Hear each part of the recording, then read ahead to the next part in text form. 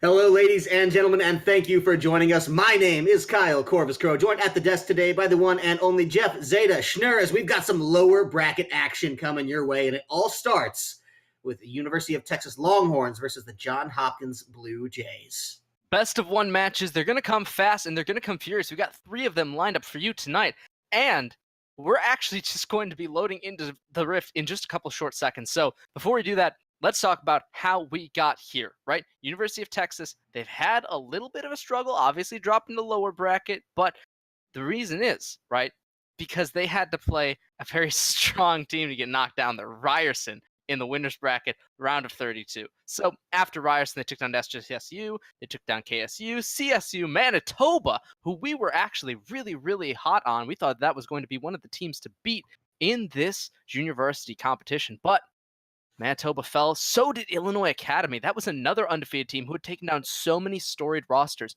right? They took down Montreal. They took down, I believe it was also RMU lost to Illinois Academy. So yeah, to lose to them is meaning that Texas is coming in absolutely on fire. But Johns Hopkins is not to be underestimated. Undefeated up until the last match that we saw them in, and that was Université de Montréal 0-2.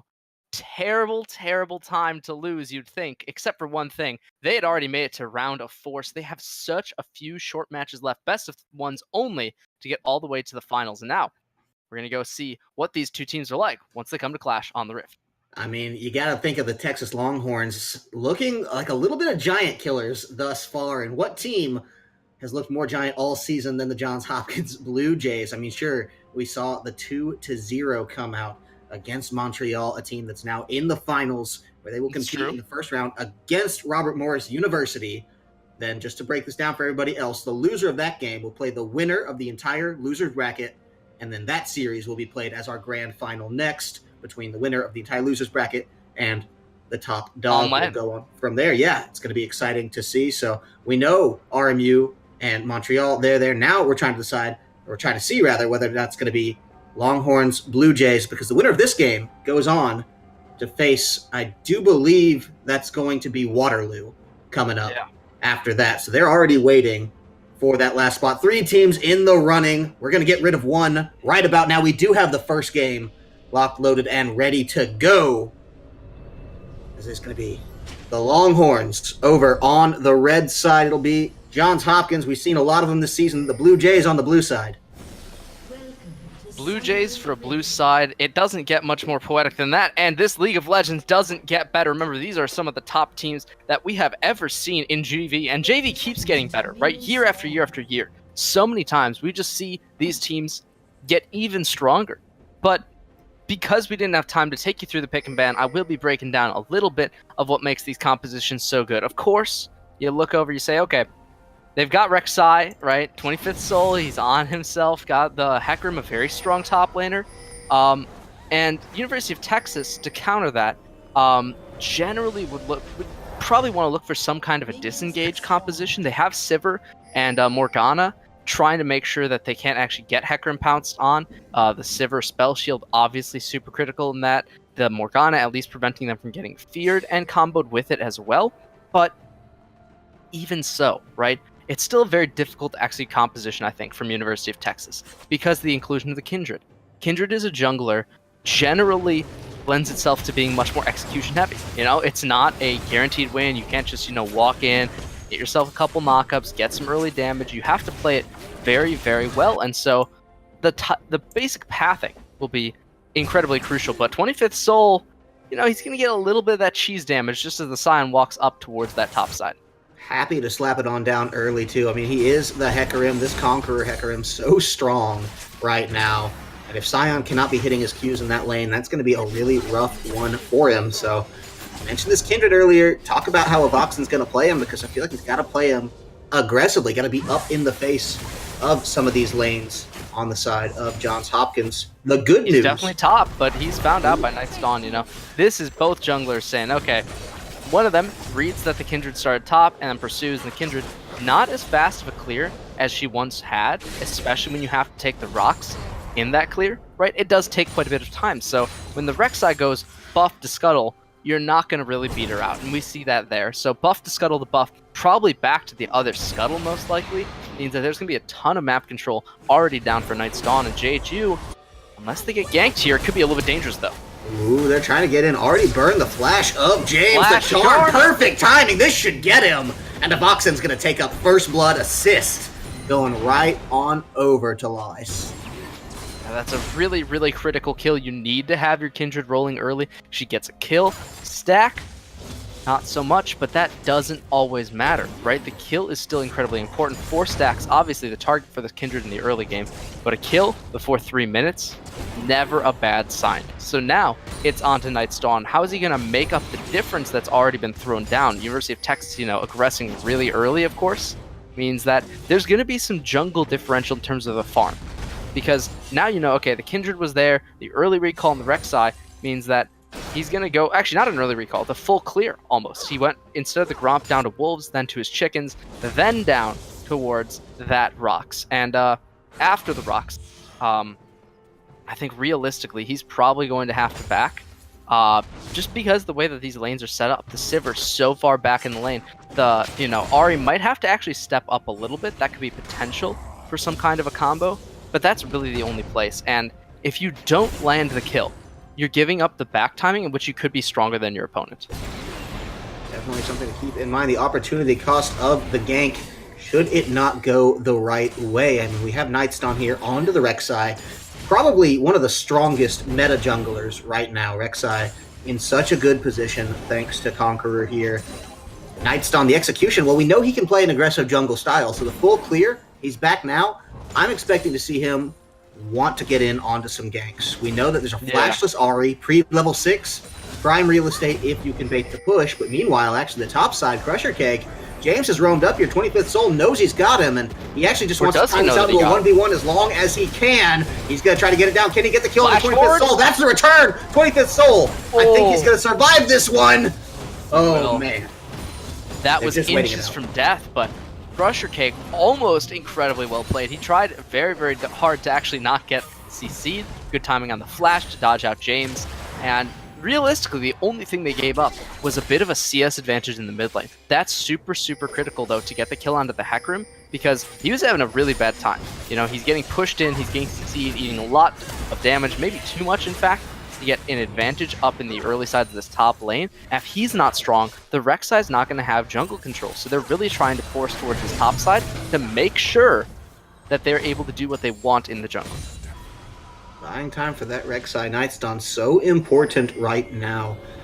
We have some lanes that he needs to be getting back on track. With the top side, helped out from James that time around. Bot side, not really going either way thus far, but there's a slight advantage to Mellow over Curry and N4 there. CS should equalize now that the back has come through, but you got to think just with being Sivir, going to be able to do a little bit more with less here. Yeah, and more with less, I guess, is kind of what Texas is looking for, right? They're not trying to get a super execution-heavy comp besides, obviously, the Kindred. But the Scion, you got yourself a Morgana and a Sivir. That's all pretty straightforward, right? So, not necessarily looking for their lanes to win, but they're really trying to just not lose them. Get double 80 carries, you got a Morgana, you got a Scion. Hopefully it all scales out, and then you can worry about, do we have the ultimate? Do we have the right timings? Are we going to get pushed out of it or CC'd out? Are we going to get burnt, right? 4 has a Vel'Koz. If you step too far forwards, there's basically nobody on this team that will survive that. Ooh, speaking of stepping too far forwards here, James not going to get out of that one in any real capacity. Knows it. Just tries to spit back out the damage and CS through the gank because there was no way he was getting out without the flash. That's the second death now onto the Talia that Soul could be dead. Ooh, this is big, actually. Crusher Cake. Does he take him out here? I don't think so. Yeah, he's alive. Ooh, very close on that one. Soul and Crusher Cake spending it down to the wire here, but with the mid lane of Johns Hopkins dead now, 4 is going to have to extend very heavily to try to get into the midst of this dragon. Just buying time for Night's Dawn, and good show off. 1 versus 3. That means that's really critical, right? Stopping that Kindred, saying, no, you're not going to get this for free. You're not going to be able to convert that advantage after taking out the mid lane. It was a 1 versus 3, but because of the way that the Vel'Koz was positioned, because of the fact they didn't have any wards into the bush, if they over-aggress into an Ashe, that's a terrible thing to do, because you still can die, you still can get completely punished for that kind of play. So being stuck on the dragon between a rock and a hard place, they said, we're going to take the easy path and go out. We know that Rek'Sai can't respond with the dragon of her own, so it's a no-lose situation, although we don't get our win. Taking the time to make sure that you just don't give up too much there. Important from Texas's side. They've been playing with a lot of measured patience thus far and really only using Avox in the jungler as any agency in this game. Everything else they've been reacting to. Avox, and he's been the active player. You have to wonder if he's not the one calling these particular plays as they do come down, but backing it on off the dragon there. It's an early enough Cloud Drake, not the end of the world. Both teams would love to have it. Since Sivir's in this game, Cloud Drake obviously becomes a lot more important either for compounding or just countering her out. Not going to be the case. Instead, the focus still seems the top side. We're going to see possibly Nightstorm come in here, wanting to find the damage down, but patiently waiting off. He is pinged out, so they should have a pretty good read on this one, and worst case, we'll get the 2v2. Yeah. I mean, this is a good timing, but Kindred, I mean, great read so far, but if this keeps going, I mean, the Toxin's going to be absolutely unstoppable, right? If he keeps getting this kind of an advantage, he's already snuck himself up to the top bush. Yeah, wants to find the 2v2, but look at this. Here's the Taliyah, the semi-global. Goodbye, Avox, and this ult is not going to save you, but it might get Nightstorm killed. Not even close enough this time. 25th Soul getting the shutdown credit, his second kill of the game, and glad to get it. Do they want to dive this? They're certainly thinking about it. The problem is Crusher Cake has a lot of HP. What they really want to do, stop him from clearing the minions. The minions are doing more tower damage than they are. So all they have to do is say, okay, if you're not going to get free minions, if you're not going to be able to clear the way for free, we get more time, more pressure, and more chances to keep hammering down on this turret. James, still not satisfied, I would say, with the mid lane as it currently stands. He is down a little bit of experience. Not much, though. I mean, that roam got him so much back into this game in a big way. It's just because, unlike the Ahri, who has to walk all the way up there, of course, he gets the ultimate, the free ride, the express train to top lane, and turns that fight completely on its head. And they're definitely glad to get this one out for themselves. James here, a player that has been through some adversity in the beginning of this game, we could say, but that's why Johns Hopkins is such a good team, is because when they fall apart and fall behind in a lane like the mid, it's not over. They find a creative way to get that experience back, and now 25th Soul with 2 kills under his boot and this stage completed. He's going to force the flash, but I don't even think it's going to be enough to save Crusher Cake here. Beautifully done by this Hecarim. He's getting to a point where this is a tough cookie to crack now if you are the likes of Texas. The Longhorns have to find a way to hemorrhage this, or staunch this hemorrhaging here in the top side. 25th Soul, he's only going to get stronger.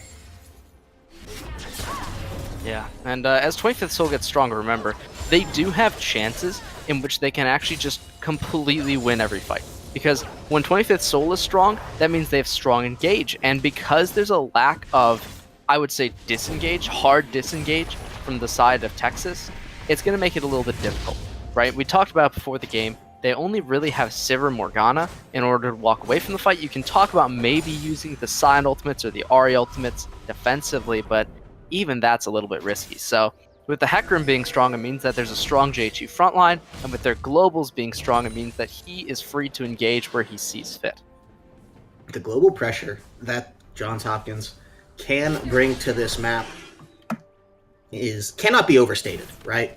They have the Ashe ultimate as semi-global long range, but then the ability for James to come in as well just about anywhere is going to be massive, and now could be bad yet again for Crusher Cake. It seems like, well, Johns Hopkins have found one place of the map they just want to keep exploiting. It is this top lane, and they're going to try, but well, Avox and Polystep, they have other ideas, and so they're going to back that one off. No massive takedowns here. I don't think Johns Hopkins actually want to group and fight the 3v3 just yet, especially in the enemy jungle. There's enough tight corridors that, well, an Ahri and a Kindred, that's some trouble, but wow. Getting the Kindred on her own, this is bad news for Avox, and he knows it. He's going to go down. Now Law Eyes is trying to get in here, but they have to be forced to back on off. I don't think we'll see any more bloodshed except that of the Rift Herald, the Johns Hopkins' favorite punching bag. That's true. I mean, we talked about it so many times this season, right? Johns Hopkins, what do they do in the mid game? Somewhere around 12, 13, 14, 15 minutes. Johns Hopkins, if they are losing the early game, or if they're not, they always go to the Rift Herald, take the Rift Herald, get a minimum of a turret with it, and if they can get 2, generally it's a JHU win, right? So that's what they're going to look to prevent, right? Texas is saying, okay, they've got the Rift Herald, we can't let them use it and just get free towers, right? We need to stop that, limit the damage as much as possible. They're going to have to be very aware. Because of all these globals, oh, things could be dangerous, but speaking of danger... Oh, yeah, that's bad news for FaZe, or 4 rather, gets slayed out by FaZe. It's just the Morgana portal trade out, but Kurian, likely not getting out of this one with no summoners, tries to spit the damage back, but just can't in time. And great play from Mello and FaZe to dial it back as quickly as they needed to there. Mello able to hide out behind FaZe, let him finish off the damage there. Yeah, they wanted 2 out of that. It's 2 kills, but not enough. Beautiful wall to stop the Scion ultimate, and they say we'll lose some bottom, but we're not going to lose this top lane. Not yet. They might lose first turret. They have Rift Herald up here, so they could get more at least than the first turret. Okay. And this is right. This is the problem, right? If they lose 2 turrets top for these 2 outers, it's not going to come out in their favor, right? Even though they get 2 towers for 2, the problem is the value of the turrets themselves, right? It's not just that they're turrets, it's that they're outers versus inners. Inner towers obviously have a lot more potential map value because it locks off a portion of the map for your team. You know, you say, okay, we have a tower, we can go back to it, we can retreat, still live to fight another day. That's not the case if you're missing your outers and your inners, right? If you're just missing your outers, yeah, you lose about half your jungle rotation. You know, you can get invaded by a lot, but you don't just lose everything. They will indeed not lose the top T2 though, because the Rift Herald just charges and then gets brought down. But so far, right, it has looked like a very top-centric game from JHU. You know, they've been forcing fights on the top side. They've been putting a lot of their resources into getting this Hecarim rolling for good reason, right? When he is ahead, the Scion's not large. When the Scion's not large, everyone else is squishy on the team, and you don't have to really work to get your damage to bring them down. So even though they're still getting 2v2'd, still looking pretty good for JHU. And not only that, we talked about this trade as a would it be worth if JHU lost their 2 towers. They haven't lost those towers yet. Mid lane still standing, although likely will go down this push. Bot lane still got a reasonable chunk of health to it, so they might lose the 1 and then the dragon as well. The Cloud Drake did get taken over by the side of Texas as well, but as it stands, Johns Hopkins, they've got the 1 turret lead. They're only down 1 Drake, and some priority pressure around this mid lane. They should be feeling pretty good about the way that exchange did go their favor, especially on top of all the factors you mentioned before. I mean, we're looking at a 0-3 Scion here in the top lane, now without a turret to retreat to. Not boding well for Crusher Cake. Yeah, and that's certainly not the greatest outlook, but at the very least, right, the Sivir is still scaling. If Texas, you know, really want to get an advantage, double AD carry is a good way to get it. So they're looking for the Sivir scale. They're waiting for their double AD to come online. If that does happen in time before they're actually too far gone, the game is still very winnable.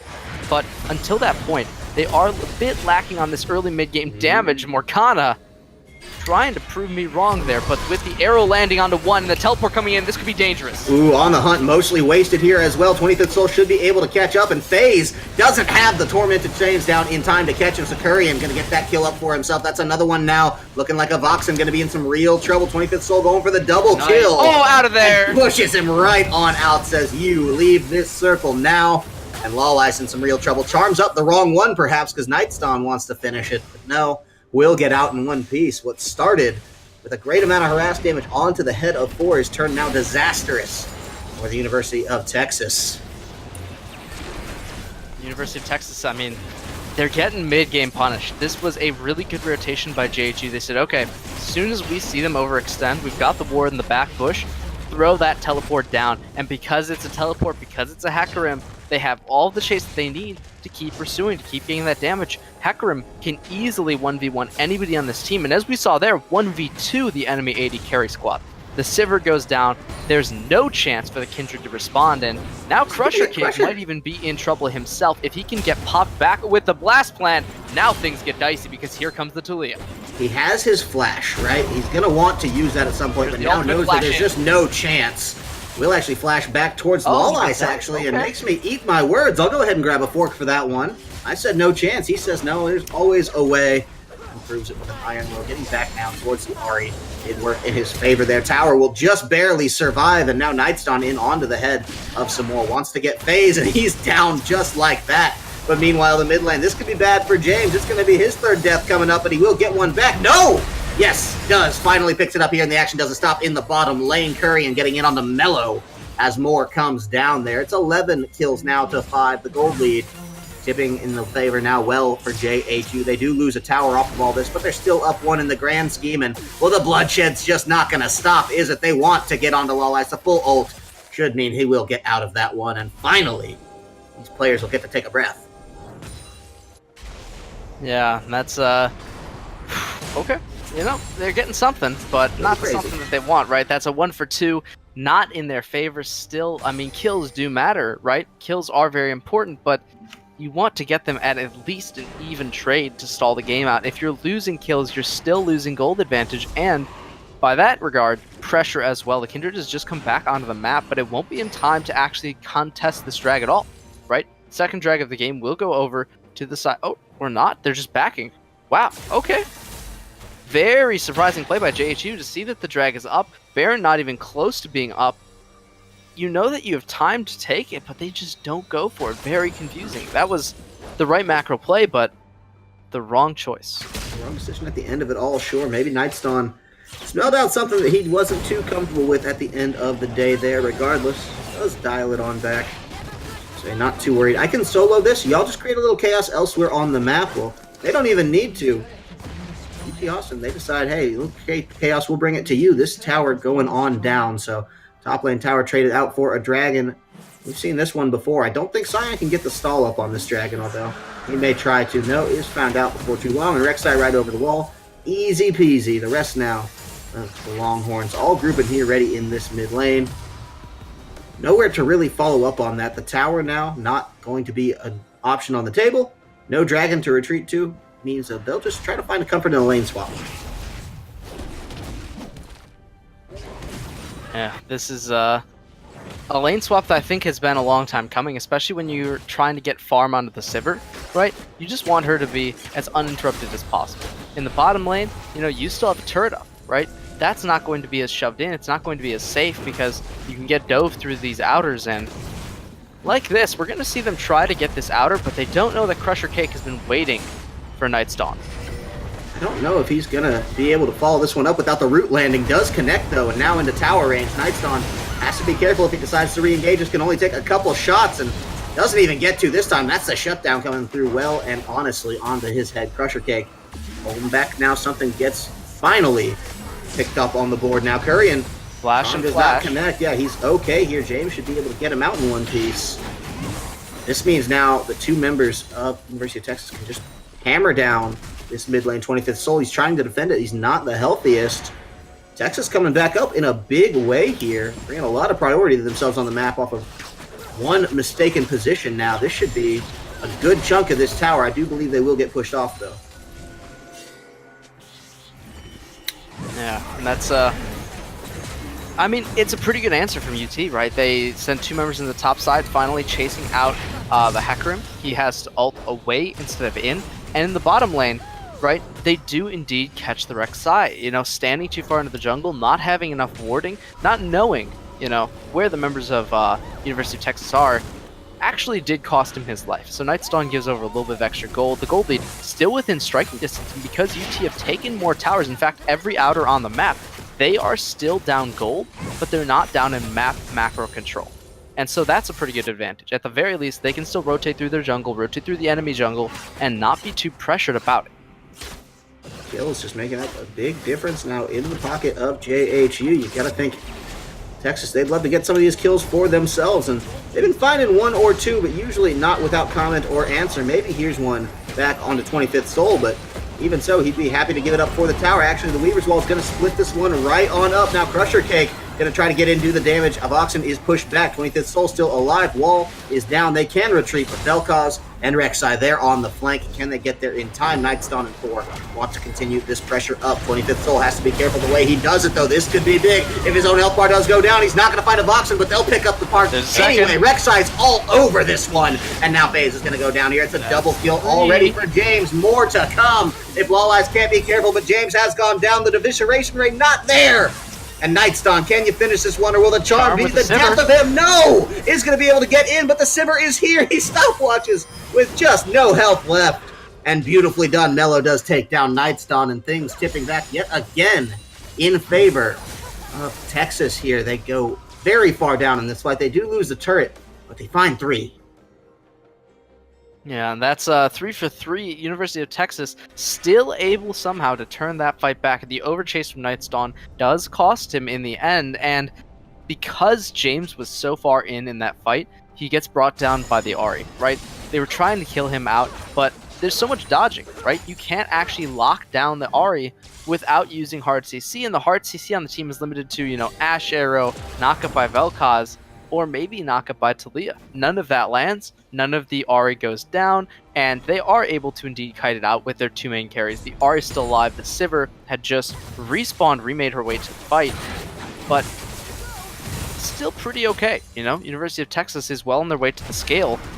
They just have to sustain a little bit longer, they have to not get caught in unfavorable situations, and if their Scion starts dying in the solo lane, they have to rethink the game. But for now, at least, he is safe.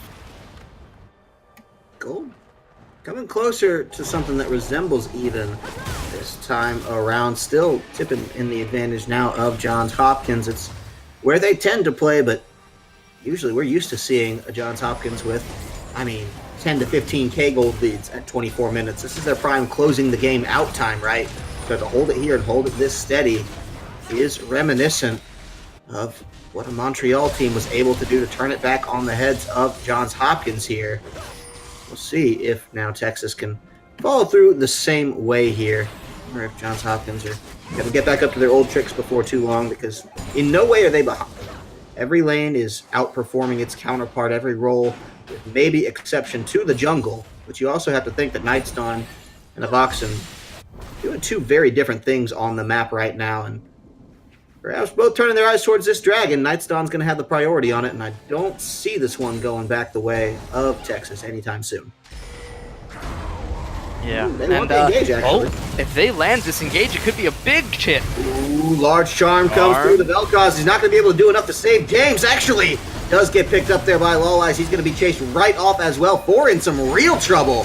And yet again, I get blamed maybe eating my words here, because this dragon should be now all in the hands of Texas. They found 2, and they take it out. Chase Nightstone right off. Thought they'd be a little faster to the draw, but now turning their eyes towards Baron, Texas.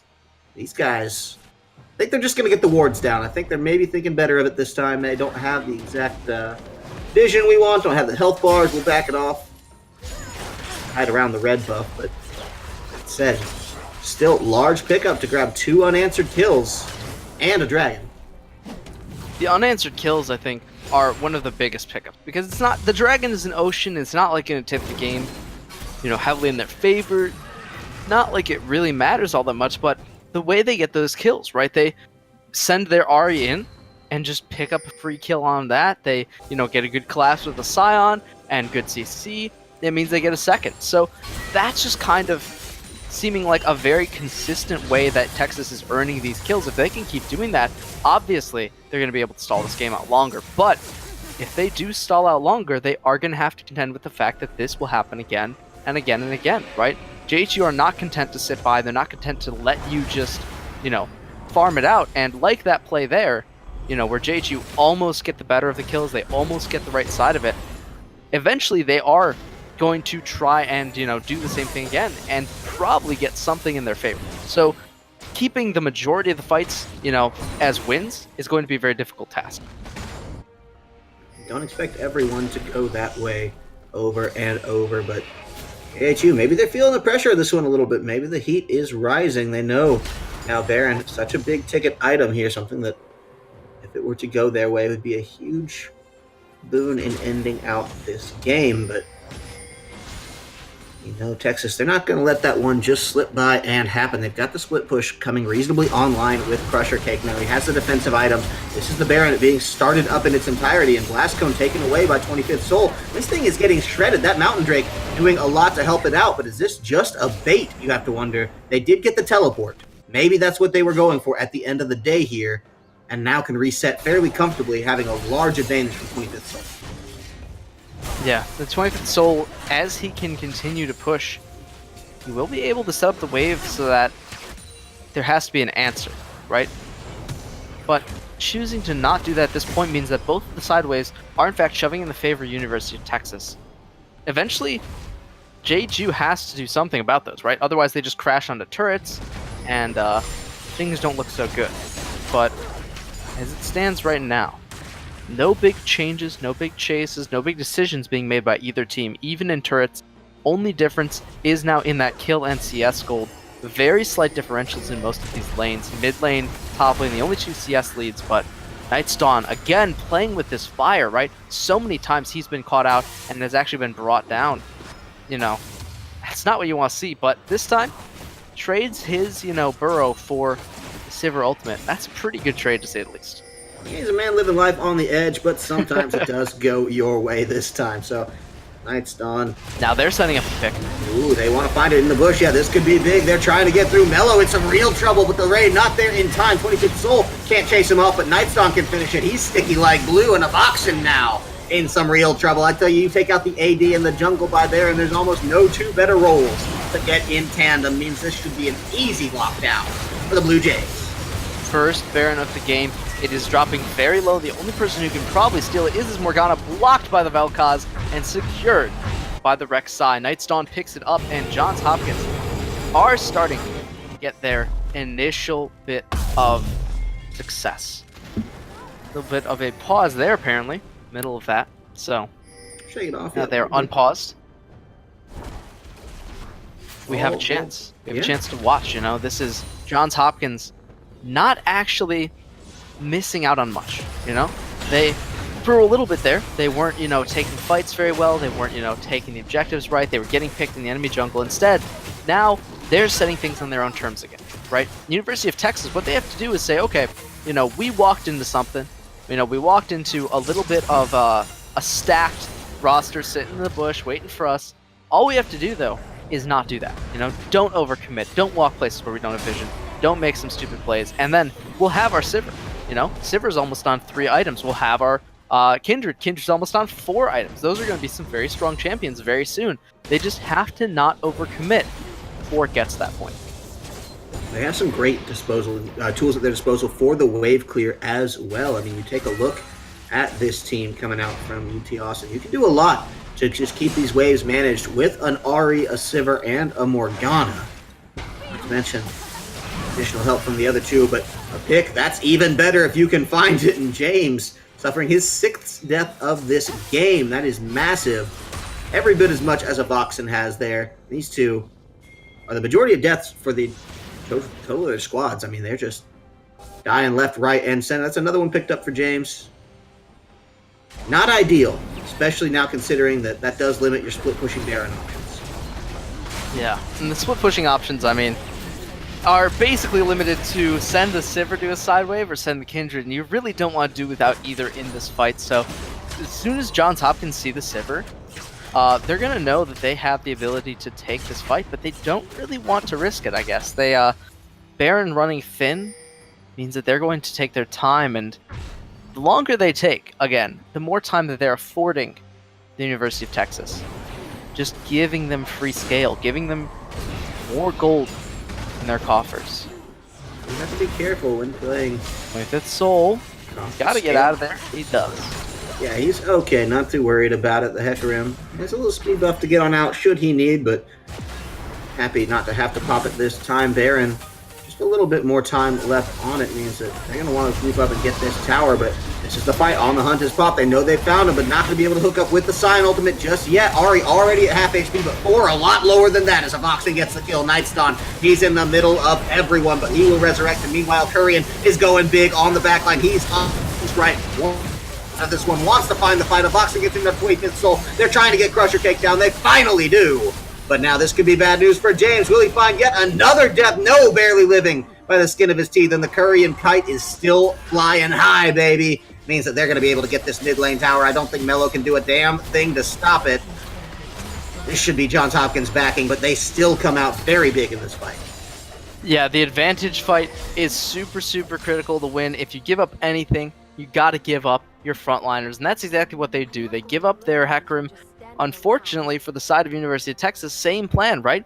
You throw your Scion in, you get a lot for it. They didn't get a lot for it, though, right? They were inches away from getting an even fight, killing off James, and then also from killing off Night's Dawn. You know, if they can manage to get both of those at the same time, all of a sudden it's a 4-for-3, and then you're looking at like, okay, that's a pretty good deal. You know, we're actually somewhat competitive. We're in this game, able to win the fights.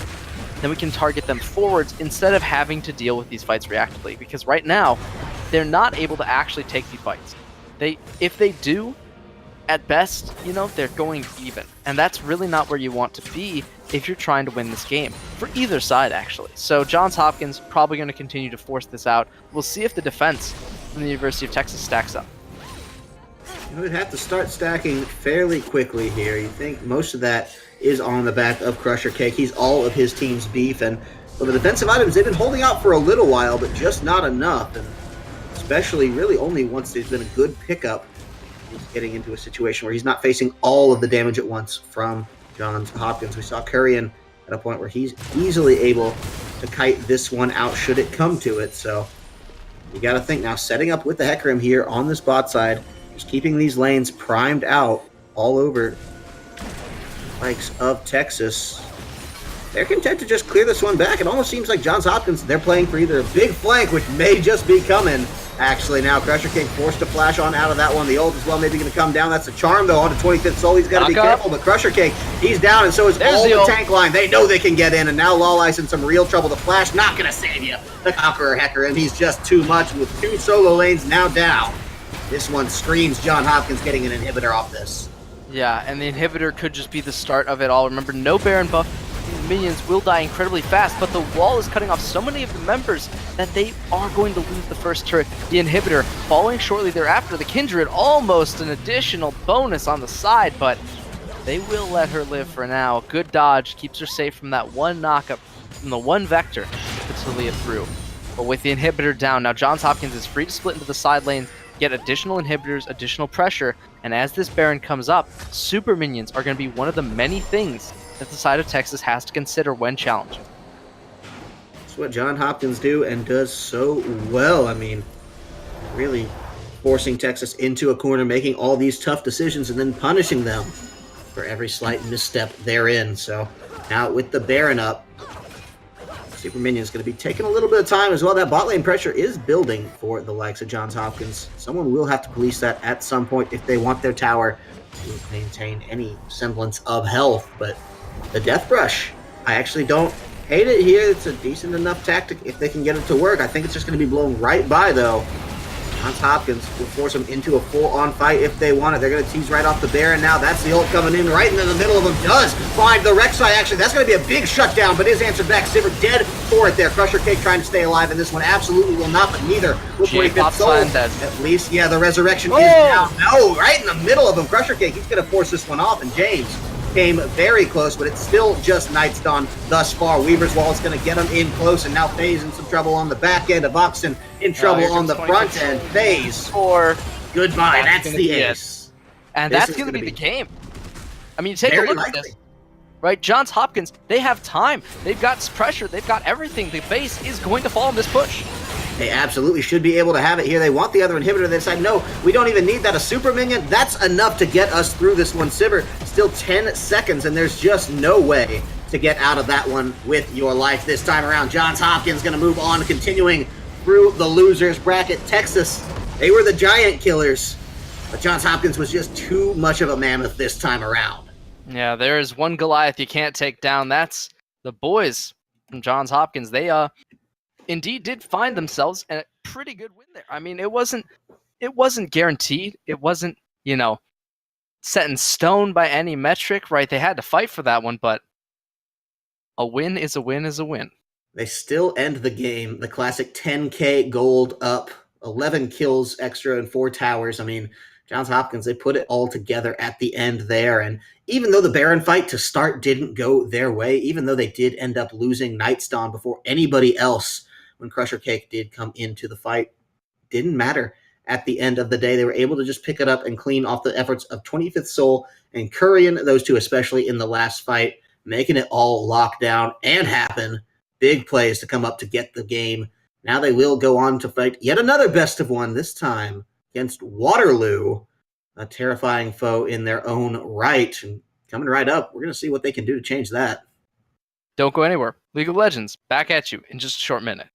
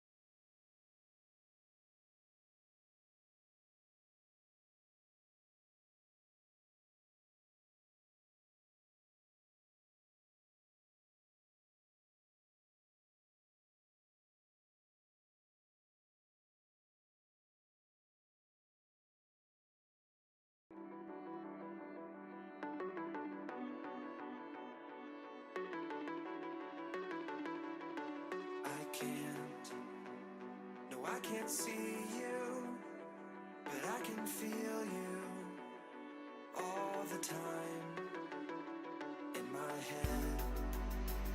The room is quiet, I don't stop trying to see your eyes, and you'll fall asleep in the candlelight and awake in the night. I feel your heart beat in mine, and I see your eyes flicker in the light. As I stare at the sky, I know you're mine. I feel your heart beat in mine, and I see your eyes flicker in the light.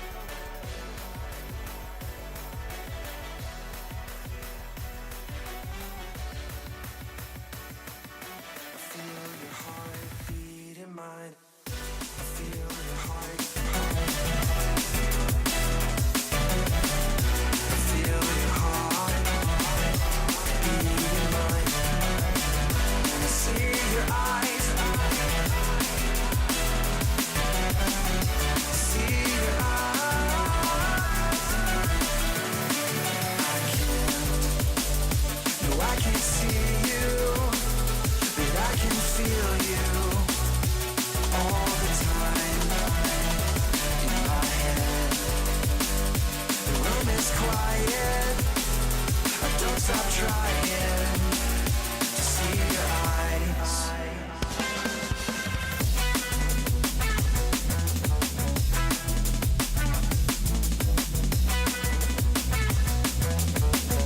And I can feel you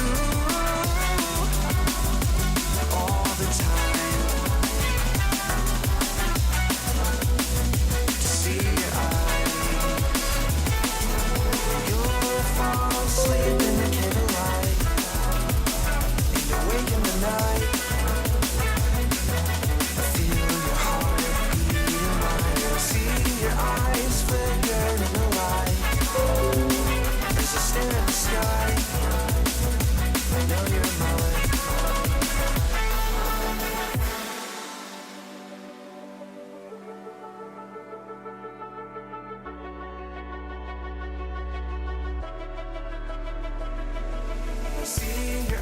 eyes flicker in the light as I stare at the sky. I know you're mine. I feel your heart beat in mine. When I see your eyes flicker in the light.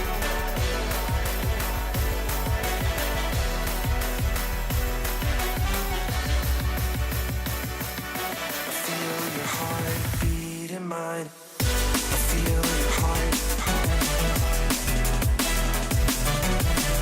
I feel your heart beat in mine. And I see your eyes. I see your eyes.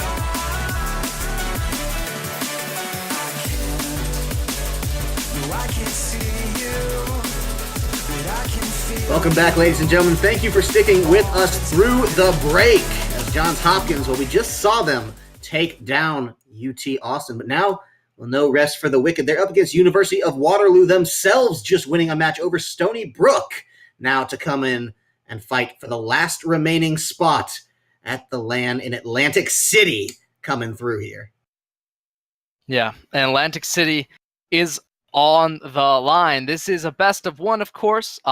We're actually doing two best of ones. The one that was played off stream was in fact SBU versus JHU. And if you know who's playing in this match, if you watched the last match, you'll know who's playing in this match. If you don't, Johns Hopkins had a very incredible victory. That makes two best of one wins in a row for them. This is going to be their third and final hurdle. 3 best of ones in one day for the boys from Johns Hopkins University, and they have their biggest challenge yet. It is the University of Waterloo. How they got here is a very, very different story, though, because they made it all the way to this bracket because of the round of 8, right? They got round of 32, 24, 16, 12, and 8 as their lower bracket. I mean, that's a lot of best of one wins in a row. They're no strangers to the format. They're no strangers to having to battle through all of this. And realistically, I mean, these guys with that much best of one experience, it's not something to underestimate, because after all, if you're winning best of one after best of one after best of one, it either means you're incredibly good at adapting, or you have incredible mental fortitude in practice, because it means that you're super consistent, even when the situation means that it is very difficult to do so. We'll see whether or not these players can maintain such mental fortitude as we are ready to go ahead and launch into the draft between these two teams.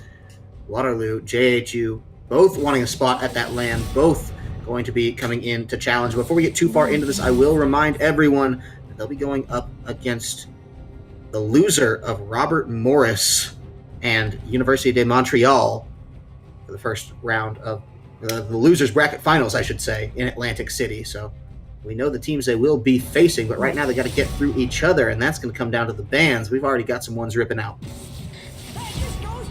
Yeah, that's first ban coming, third ban. Wow, we're already this far in. Galileo, Riven, and Corky from Johns Hopkins. They don't want to take a chance with the mid game. They want to get their fights turned on them. They're going to ban the Galileo and pick the Hacker, right? This has been one of their consistent picks because it is such a strong engage tool. It is just a point, click, go button with a repeatable engage, right? The ability to press that E is on such a short cooldown that it means they can keep doing it. And they have been doing it for quite some time. So, good on them, just picking a really strong pick, but this is not a team that will be cowed just by strong picks. Waterloo selects Jarvan and Vayne as their first two of the series, of the best of one series, I should say, single game to determine who goes through. It's a lot of pressure to come down to one game. Composition matters. One draft, one game, so one much. comp. Yeah, you can't just mess around. Well, they left up the Rek'Sai as well. Open. Oof. We'll see if they run back the same comp. Yeah, JHU, some power picks. I mean, to pick the Rek'Sai again, definitely not the worst thing in the world, right? You already see the Jarvan. You don't have to take the Rek'Sai, but you might as well. It's a very, very strong pick. It's very good at rotating. It's very good at, bringing early damage to bear, and just having CC in that early game oftentimes is harder to find than you would think. But with the Malzahar selected, we do want to remind you guys that James is a quite proficient Malzahar player. He has been known to take this champion into some very unfavorable matchups, And here, with the blind pick, it could be more unfavorable than you could ever imagine, right? If you're going to get run down, if they could pick Zed, Zoe, the Galio, would be better rotating than he would, but that's off the table. So then you look for things like other in-lane bullies. You get maybe even a Kassadin, a Talon. There's a lot of champions that deal with Malzahar quite well in terms of the 1v1, but because he auto-shoves so hard, usually you'd see a Lissandra, except for the fact that she got nerfed as well. So they're going to opt into the Orianna. Very interesting pick indeed.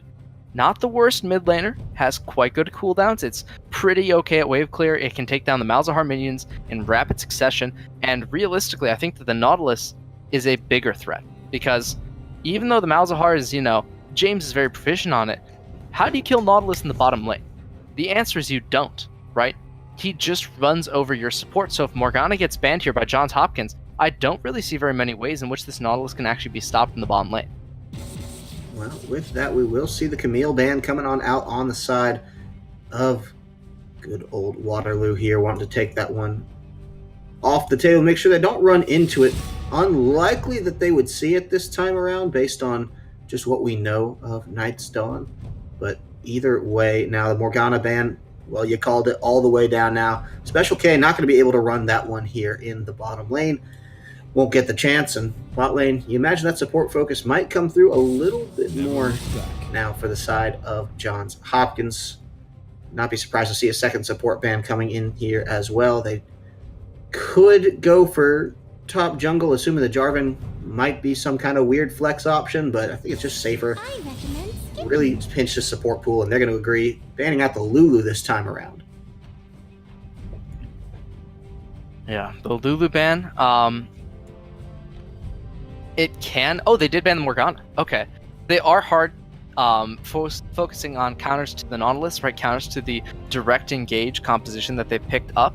The Polymorph certainly stops out the Hecarim. The Morgana makes it incredibly difficult for some of these champions. And the Malzahar lets people walk out of that ultimate anytime that they choose when the Black Shield gets put on them. So now they've forced Special K onto the Braum. Not a great pick, especially when you consider the fact that Nautilus, Malzahar, Hecarim, they don't care if there's a Braum shield up, right? They're going to either point and click, or they're going to just walk past you. The Nautilus ultimate doesn't stop. Actually, it might stop for Braum shield. Maybe that's okay. But the other ones don't. And the Rek'Sai pick up late. Oh my gosh, this team is coming together in a big way. Johns Hopkins allowed to get basically every pick that they wanted, it seems like.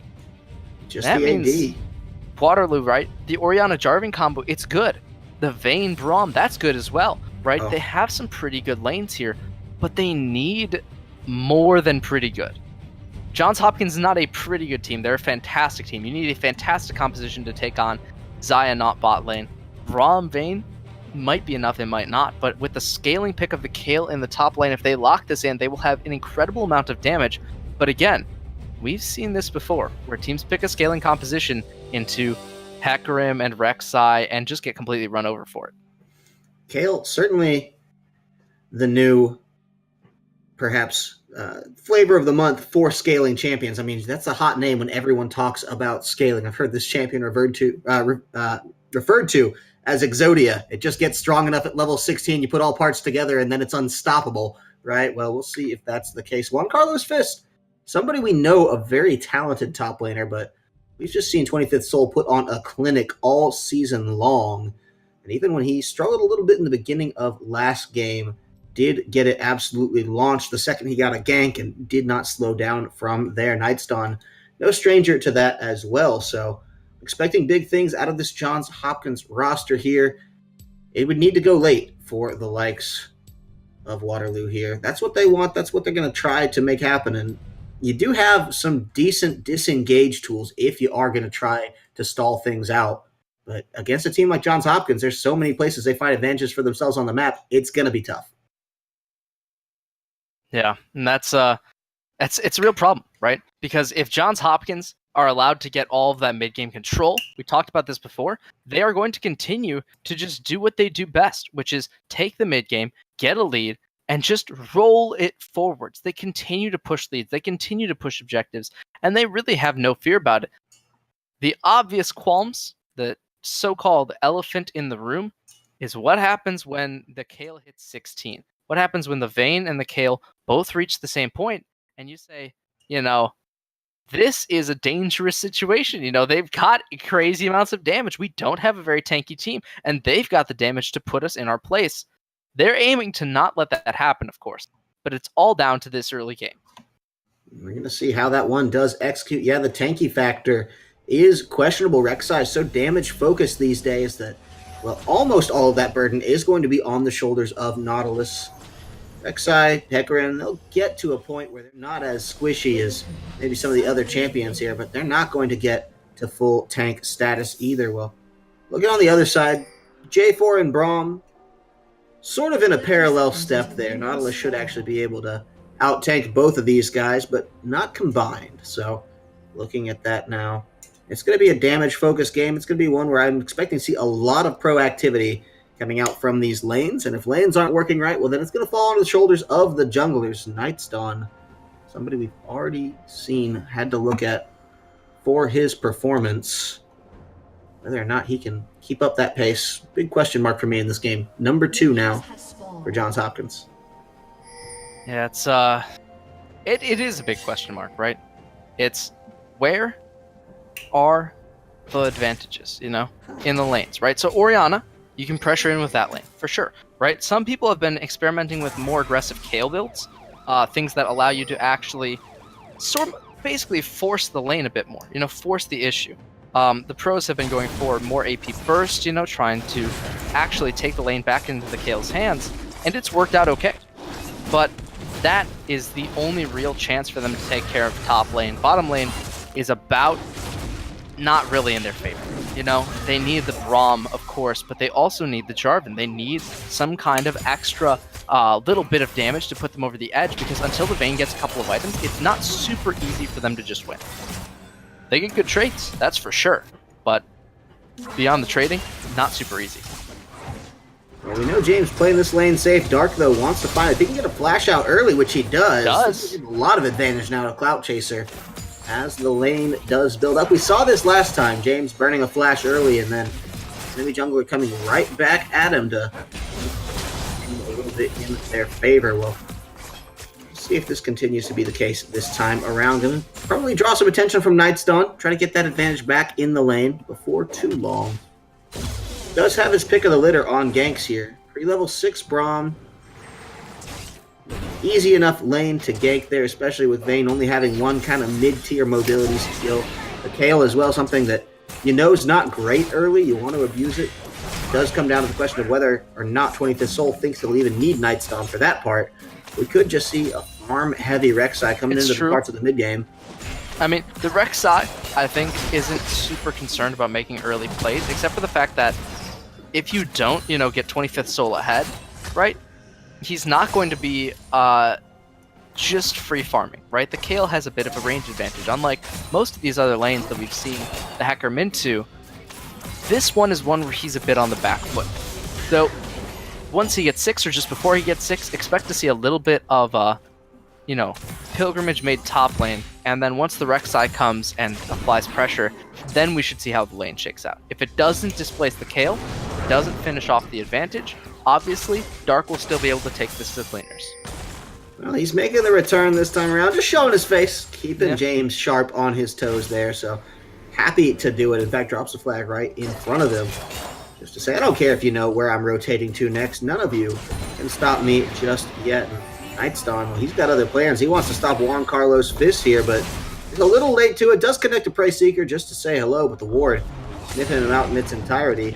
That's the bigger play, and Dark able to gain the jungle priority over it. Does finish his first clear of the buffs this time around. A little behind Nightstone in that aspect, actually. But now has some options when he resets here. Yeah. Once he resets, Nightstone is most likely, with nothing to actually gain, going to try and make a play. It looks like he's opted towards the bot side of the map. Juan Carlos now starting to feel a bit of that Hecarim pain in the top side at level 4. He is indeed on the back foot. Once they hit 6, he'll be even more in danger. After all, if the Kayle does die before 6, or die slightly after 6, the lane becomes a lot more difficult, because then you don't have free farm. Then you don't have the ability to just keep on stalling everything out. That's not what they want to do. They want to try they and want force to get in. something. Yeah, 25th Soul, a little behind enemy lines, though, and that means Dark right lot. there to take advantage of it. There's just EQ really in 3, not likely that he gets 2, out of 1, Yep, ready. good. By Jarvan is going to be able to come in, make it happen. The first blood does lock down for himself there. And just like that, just like last game, Johns Hopkins, they give up the ghost early and find themselves at a slight top disadvantage. Now the question of what next. Well, both teleports are going to come through, and surprisingly, actually, Juan Carlos Fist not getting an assist for that, so top lane remaining relatively equal. It's all jungle pressure coming down now. Did get Dark ahead a little bit early, so we'll be looking at him as a major role player here in the rest of this game, but hanging around topside is going to get sniffed out by that ward. They know he's there. They're not too worried. Night's Dawn, nowhere to be found, so 25th Soul has to be careful the way he does continue to play this. Yeah, and that's, you know, as 25th Soul starts to get pressured on, right, if he starts to lose the lane, the Hecarim, not super useful when he's behind. It's very much an engaged champ. It's very much a forward-facing focus, so if he isn't able to do that, if he isn't able to abuse it, he could actually get completely pressured out. And there, even though the Rek'Sai's here, they would need to get a flash knockup. They got it, and the flash is out, but Night's Dawn doesn't care. Juan Carlos Fist gets taken out this time around, punched right back into the wall there. 25th Soul finds himself with an assist on the other end of that, so top lane been the punching bag for both enemy junglers, but now they're both back to an even keel or so for gold, splitting between 1 and 200, depending on the position of the given wave here. Nothing. These teams are deadlocked even these first few minutes, and that's a comfortable enough place for Johns Hopkins. We see them here eking out slight advantages, playing it even until the mid-game mark. Don't exactly have as much info on how Waterloo is used to playing at this point. Yeah. At this point, Waterloo, right, even in gold. The CS numbers looking pretty good. They've got slight lead in the bot lane, the mid lane, top lane. Going about as you'd expect with the repeat. Ooh, yep, wants to get it in. No flash this time around. It's a long run for Juan Carlos Fist back. He knows there's no chance. He just tries to fight it out. Slap a little damage on the return because that one is in the books, and now it's in the hands of 25th Soul. James, too. No flash this time for himself. Dark trying to feel now as powerful on this map as maybe Night's Dawn is, but just hasn't been able to find it for himself yet. The good news is Cloud Chaser playing a very good mid lane with this Orianna, staying a little bit ahead. Means that anytime he does come in on a gank for James, it's only going to set him a little further behind.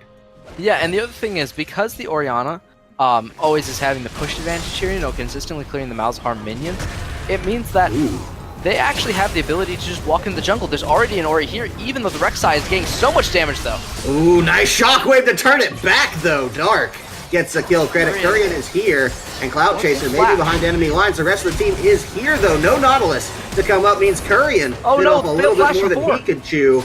And James, he's in some trouble if he doesn't flash this one. Is going to be able to get on the backline, but Braum right on top of him. Doesn't matter. Will go down there. The fourth prop. It's a huge group coming out for the likes of Waterloo, and they execute it masterfully. That was really, really, really crucial from Waterloo. Great execution. I mentioned the early shove from that Orianna allows her to roam down into the jungle, and as soon as she does that, Dark lives through the Rek'Sai execution. If he doesn't get that shield, if there isn't that shockwave, he would have died. And as soon as that happens, right, Night's Dawn loses the drag as well. So the first dragon goes away. The Rek'Sai dies, right? Loses a ton of jungle pressure, and Xayah died as well, right? Coming up to try and finish off the Orianna. Thought about forcing the flash into the waiting arms of the Nautilus. The problem is, she isn't flashing because her bot lane roamed up as well. Great macro calls from both teams so far. Just that Waterloo seems to be getting the better of everything. Yeah, it's only the top side going the way. Except for top. Yeah, only the top side going the way now of Johns Hopkins, but they're going to continue to try to exploit that one out. Bot and mid lane's now very far behind, at least to this point in the game, and especially what we're used to seeing. See now whether or not they can make a change here. They kind of come around. Or, let me get tagged up here. That's the full stun coming in. A hell of a lot of damage is on him. Kurian now has to be careful. Third Bolt can easily finish this one off, but not if the Feathers Fly connects the right way. It hasn't yet, but Third Bolt playing beautifully in the brush. Makes the play happen there, and Kurian wanted to try to turn it around, but just got out mechanically played there. And Third Bolt looking fantastic now. 3-0 start for this Vayne.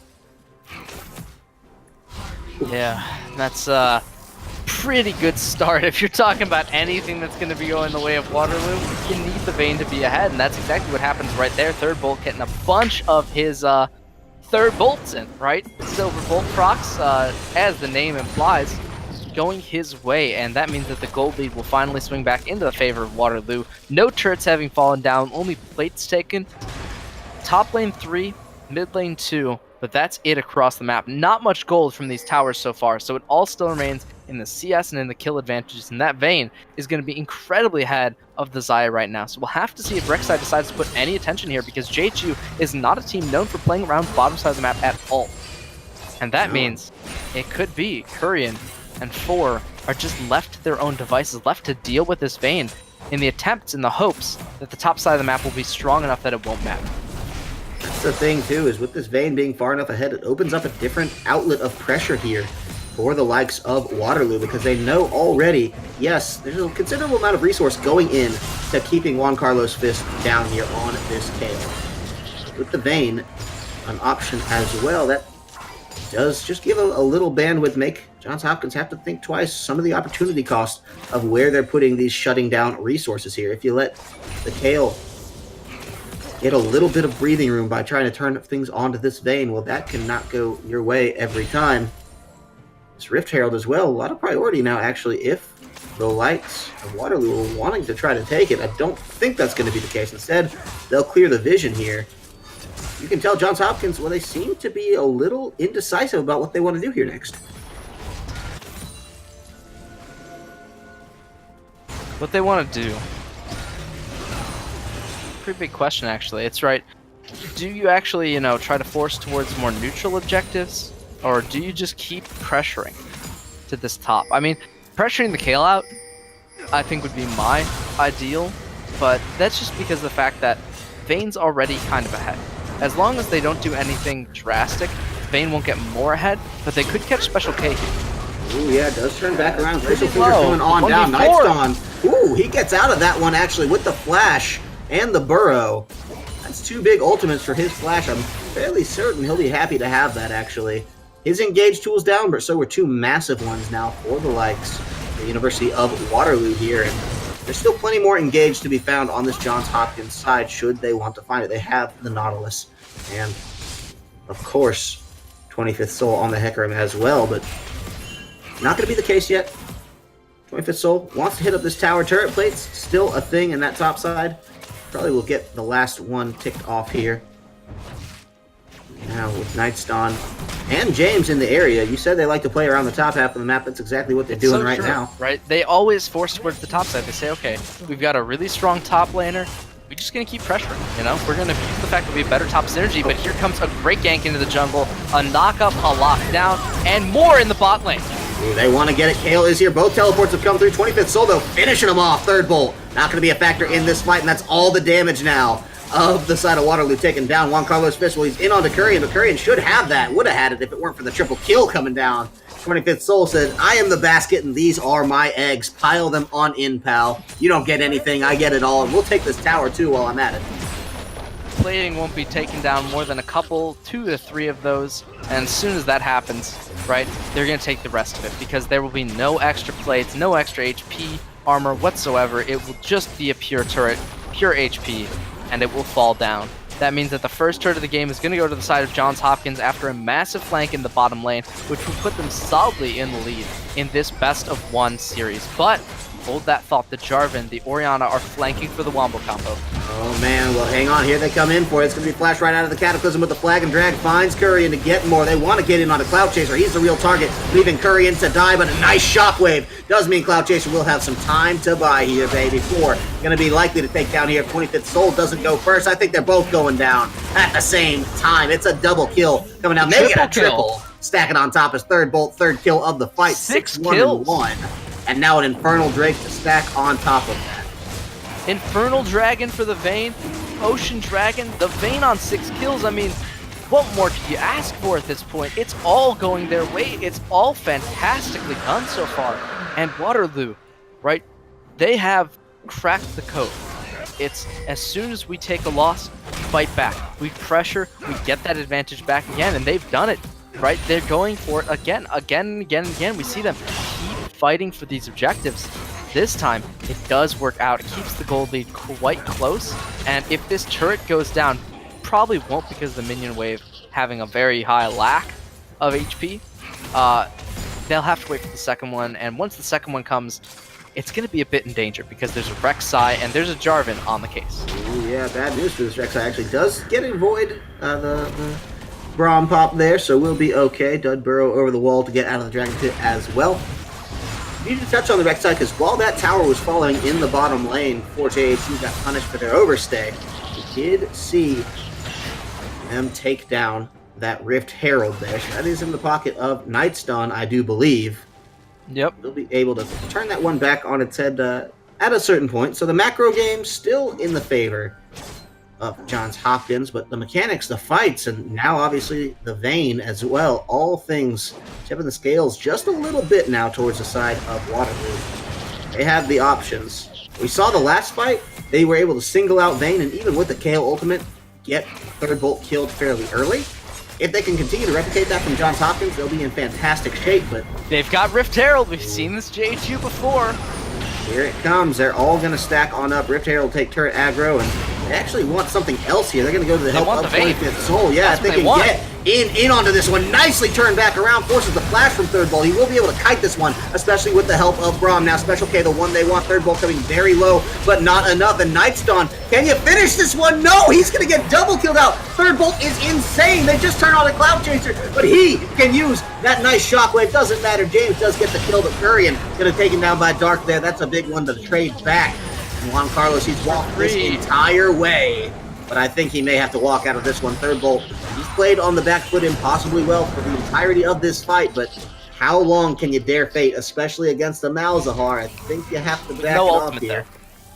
Right, that's the real thing. There's no ult on the Mal, so even if he goes kind of deep, even if he, gets picked out, doesn't have to contend with the CC, and that's very, very good news for somebody who has not paid the QSS tax yet. Nobody on the side of Waterloo has actually paid the QSS tax. It hasn't been a very important spell.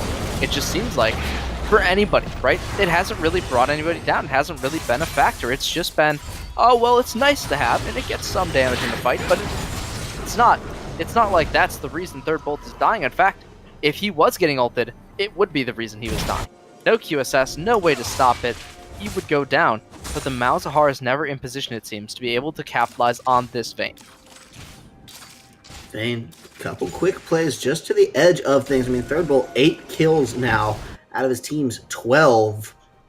Almost has as many kills as the entirety of JHU has as a collective unit there. Keep that in mind. He's been very strong throughout the duration of this game. Well, another tower did slip by the wayside to the likes of Johns Hopkins, keeping their 1.5 2K gold lead alive. That's the zone in which they've been operating, usually pre-Rift Herald. This time it's in a post-Rift Herald world.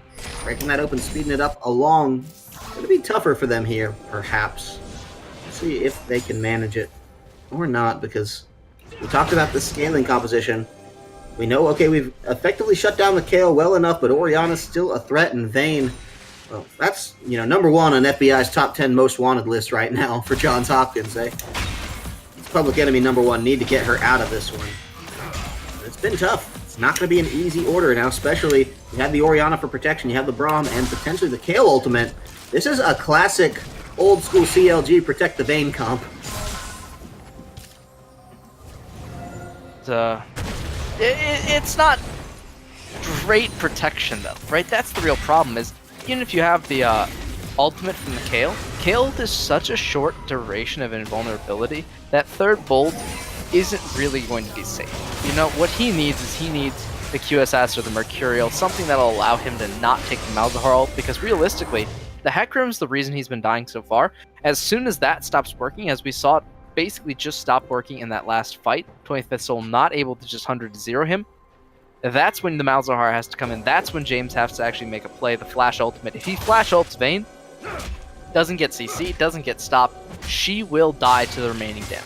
There is no doubt in my mind about that. And when she has 8 of your 12 kills, if she goes down, you are now in a massive disadvantage instead of being at a slight disadvantage. So looking now for Johns Hopkins to get a pick onto third bolt. Obviously, you mentioned it, Waterloo wants to protect this Vayne. They have to do so, trying to get the second Infernal as the rest of JHU collapses. Teleporters in. They want to get in with the teleport. This is Malzahar, keep in mind, coming in down, but that's the Dragon already taken out. It was taken by the Vayne. Nightstone not able to find it with the smite, but Dark is low, so is 25th Soul. He's going to be taken out now. This is some trouble. Special is going to go down. 25th will burn out to the Ignite, but they're keeping it on alive. Yeah, the flashback from these teams now.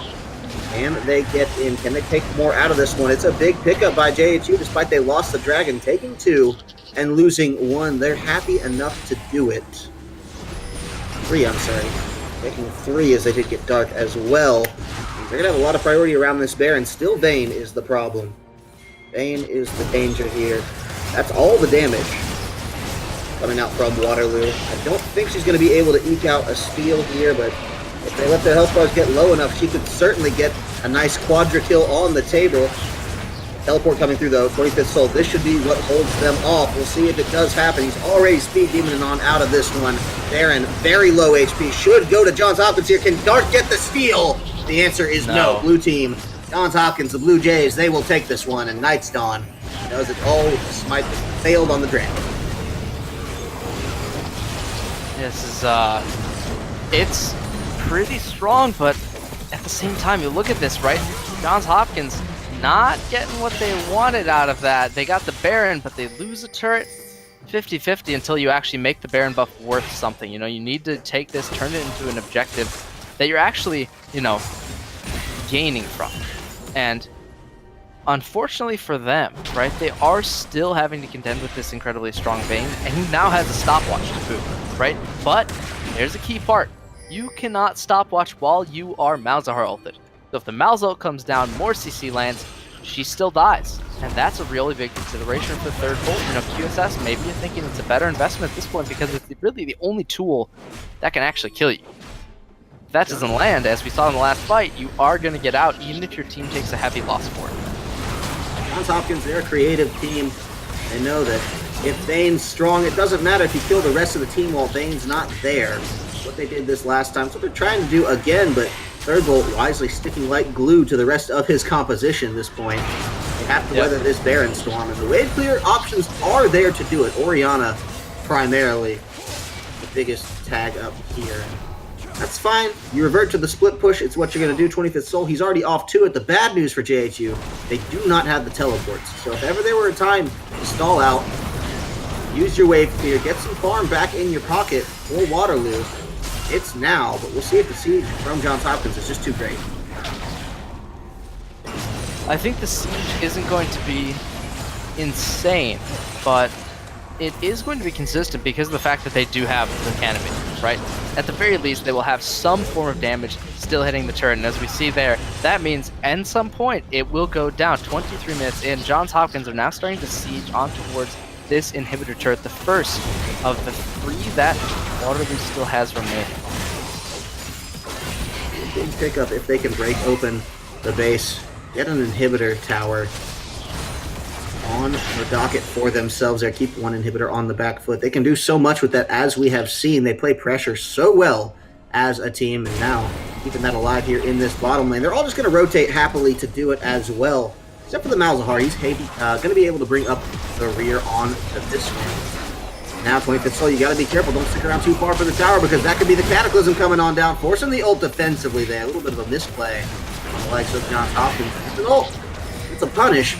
Not the best one coming out from Waterloo either. Tower does go down there.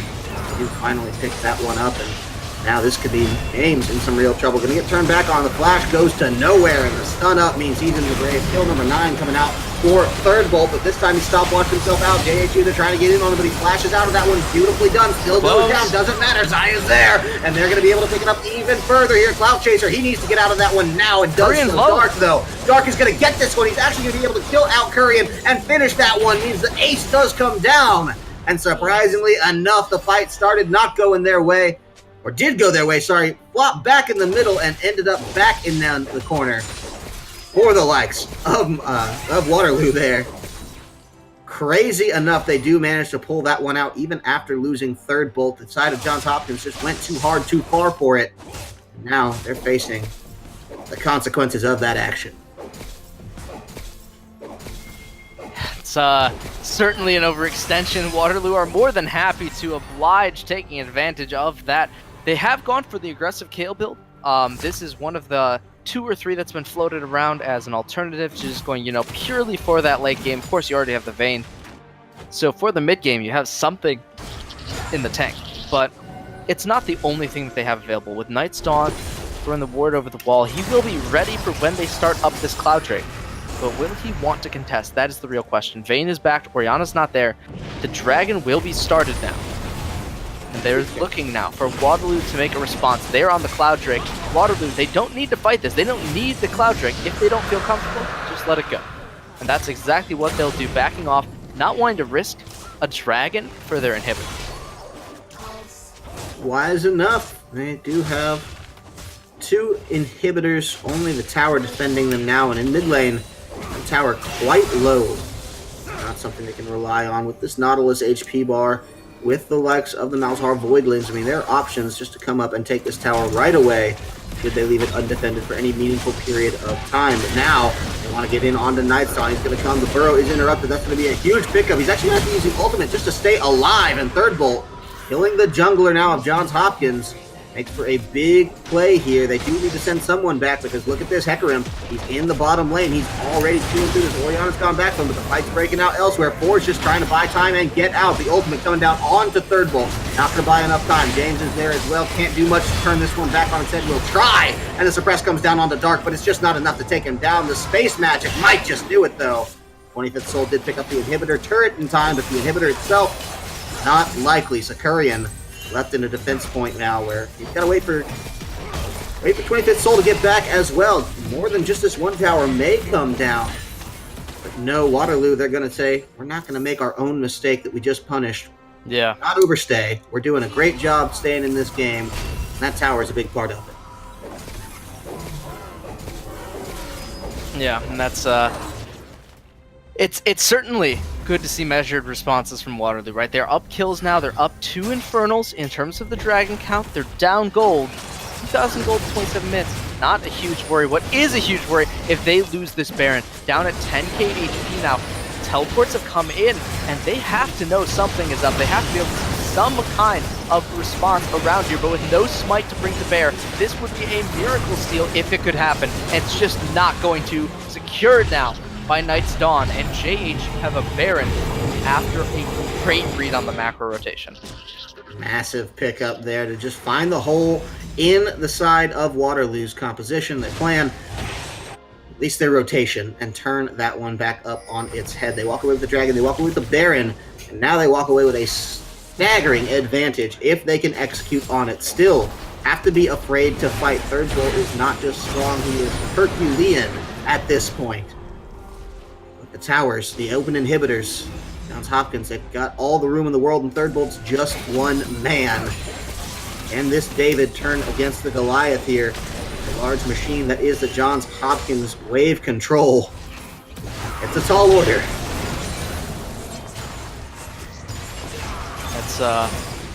It's certainly tall order, but if anyone can do it right now, Waterloo has to. This is a best of one. It's do or die time, and right now, certainly more death than do. It's just, when will it be broken open? When will JHU actually take the time to pressure in? Or even will they? They might just let this Canyon Minion go to town onto this inhibitor turret. Ooh. Attempting to engage, but not finding the range right there is the side of Waterloo. And they are, yeah, just a bit out of it, right? If the Braum ultimate lands, they definitely try to combo, but his team is so far away, even if it does land, it's pretty hard. Yeah, it would have been tough to just follow up on that Glacial Fish. I think he was a little ahead of himself there, and now it's already 1/3 of the way done with the cooldown, but that's still a lot of time, especially for a team like Johns Hopkins here, who've opened up yet another inhibitor by taking that tower down. It's too exposed now. Things are only going to get worse now on the side of Waterloo if they can't staunch this one up just a little bit. Special K doing what he can to be in the front line of this one, doing what he can to keep this one back, but eventually these waves, if not cleared, if these fights don't break out, it's gonna be worse now for 4. He does manage to slide just away, but the flash is gonna be necessary if he wants any hope of walking out of this one alive. They need to bring in the rest of the team. But you got Kale playing point guard here. Is it gonna be the kill they go for? Because that's gonna be an easy flank should it turn back around. Nightstone, he doesn't care. Out of one. It comes down, but James is gonna lose his life for this one, certainly. Thursbolt sniffed that one out easily, and now Unstoppable coming back in, trying to get down onto Cloud Chaser. Should be able to do some good damage, but will go down anyway. And now Dark is going to be able to turn this one back on its head. 4 in some real trouble. The Vayne untouched through it all. Third popping off, and Rek'Sai nowhere to be found. Means it's a 4-for-0 pickup coming out now. 4-for-1, I'm sorry, because I did get the Kale to start it all off. Coming out. 3-man advantage. Huge play to stay alive in this game by Waterloo. And they have the Dragon to boot. They're going to be able to secure yet another one in their pocket. It is a Cloud, but 4 Dragons for the Elder, certainly a good look if you're a Waterloo fan, and they're going to continue to bring their Vayne to bear onto the remaining members, right? They are just able to do what they want as of right now, and it's because they had a fantastic flank. Even though they let one member get picked, they had such a good sidestep of the rest of the team. The Vayne was very well protected so far back that when they actually ended up going in, there was nobody left to actually get onto the Vayne, right? She didn't even pop her QSS. There was no Mal's ultimate to speak of. And now that she has a QSS, it's even more difficult to kill her. GA, QSS, Bork, plus her ultimate and the invisibility from the tumbles mean this Vayne is now incredibly difficult to kill. And aside of JHU, Korean only has 3 items. You know, he is a lot of bit behind the Vayne. Probably about 5,500 gold right now. And as that currently, no, it's more like 3.5. Okay, it's not like 5, but you know, that is still quite a few kills. It's a lot of gold to speak of. And when you don't have that gold, when you're the AD carry down a whole item, you're trying to scale out as well. You know, you don't just want to be the only one not dealing damage. The Kale, definitely online. The Vayne, super, super strong. The Xayah, not so much, you know? Needs a couple more crit items. There's nobody super tanky on the side. Waterloo, though. So even if she does only have those crit items, no armor pen to speak of, it's probably going to be enough. And as they push into the mid lane, now it's JHU's turn to be on the defensive.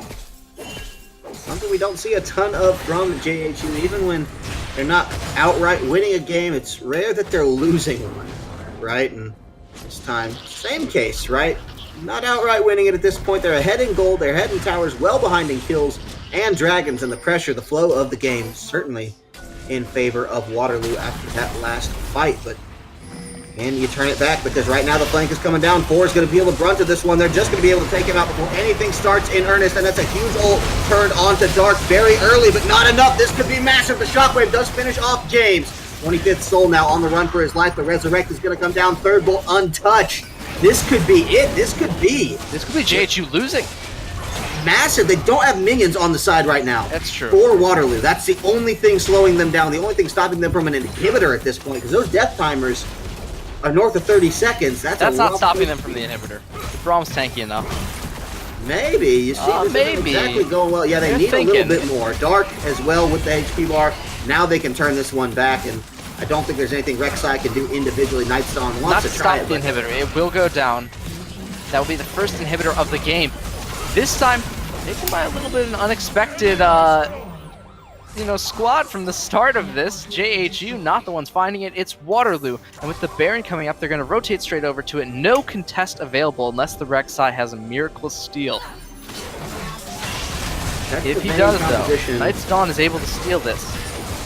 This will be JHU back in a big way. We're talking massive lead. He's not there in time, though. 2k HP. Baron goes down. And this is Waterloo now, squarely in command. They just went from being 2k gold down to 2k gold in the lead, a 4 swing, right back in their favor. And that's before they factored in the towers, that they will still be able to take off the return of this Baron pressure. And it's all off the back of Third Bolt. You got other people, other parties starting to make their way into this game. Orianna looking a lot better, continuing to have a fantastic farm score, though still slightly behind that of James. If only by 1 now. Meanwhile, also Dark picking it up in the J4 department as well. They're just going to try to death brush Third Bolt out here, but they'll take anyone they can get, and that means if they can pick it up, Special K is who they want, but Vayne trying to kite back in onto now. Third Bolt still untouched on this one. Still the health bars of JHU in some real trouble now. Third Bolt Godlike continuing this one on into the fight, and that's the shutdown, but it's only on the Braum. Nightstone going to be in some real trouble. Kale does fall as well to 2 for 2 thus far, but Vayne is the big one to keep an eye on and still alive. Means that this is troublesome. Third Bolt untouched in all of that fight, so it doesn't matter. Still alive, still immaculate. How does he do it? How does he remain so far up? He's doing it well, whatever the case, and now they know they can leverage this. They want to try to get a return inhibitor here, but Nightson, he needs to be back to defend the base. He's so slow to this one that they could actually end the game by the time that he's able to get back on this one. He knows it now. He's trying to go back for this one. Nightson, can you do it? Kurian is trying to stall out Dark, but it's only the towers going down. Third Bolt with this Guardian's Angel. He's going to be able to do this, I believe. I do not think there's any stopping it. No, ladies and gentlemen, Johns Hopkins, they're going to be knocked out of the loser's bracket here, and it's going to be Waterloo taking them in a big way to make their way to the finals in Atlantic City.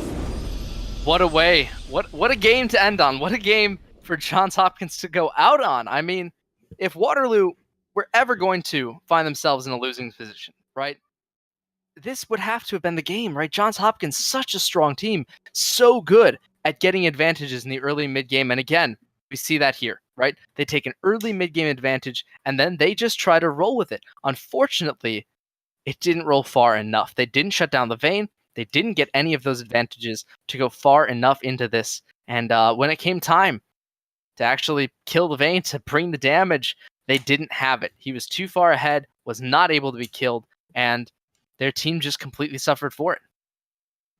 Certainly, and you got to think Johns Hopkins had some idea of how they were trying to play this one out. You said, okay, well, it's kind of a mini to light protect the Vayne comp. They even realized this in draft. That's why I think they banned out the Lulu in second phase, right? Said, you know what, we don't want such a strong Vayne, and obviously, they didn't want it to ever get to this part. They thought, okay, we let Kurian manage Vayne in the bot lane. That's fine. We just shut down the Kale. Don't let that get too scary. And then they won't have any protection for her. Didn't matter. Vayne's such a beast, such a great team fighter. I mean, Third Bolt doing all of that, the absolute most, popping off, locking in. And what a better way to punch your ticket to Atlantic City, to the CSL Finals. Yeah, what a way. And I got to say, right, Third Bolt, super clean play out of him, but the side of Waterloo definitely performing, right? They had a very strong front line. They were separating the fights very well. They were spacing out JHU like I've never seen JHU get spaced before. I mean, completely negating their advantages, completely negating their engage tools. Every time they engaged, right, they were keeping members of their team's zone. So even though the Hecarim was getting damaged, even though he was getting, purchase onto this Vayne or onto the Ori or onto anything else, the rest of the team could never follow up. Great positioning from the side of Waterloo to just keep them that, spread out and keep their fights going in their favor. They absolutely made it happen. They absolutely deserve to go to Atlantic City, where they will play the first loser, of course, of Robert Morris University versus the University de Montreal. We got two Canadian teams, Waterloo and, of course, Montreal, coming now to Atlantic City, always turning up and representing in the CSL, as they have been known to do. Keep in mind, of course, that it's still a long way to battle back in this one, because you only play the loser for the privilege of playing the winner, right? That's going to be a tricky one all throughout. So that, of course, will be coming live to us end of this month. April 26th, 27th, I believe, is the weekend that does come through. 27, 28, I do apologize. The weekend that will, of course, come through. And with that, it's going to wrap up our regular season of broadcasting. We got CSGO coming up after this, but we will not be back until we are live, ladies and gentlemen, with all the players, all the hype, and all the action. I want to thank you for an honor of a regular season and playoffs run, and cannot wait to be holding it down in Atlantic City to see these teams fight out again. But until then, ladies and gentlemen, my name is Kyle Corvusco. I've been joined, of course, by Jeff Zeta Schnurr. We've had the absolute most fun with you all, and we will see you at finals.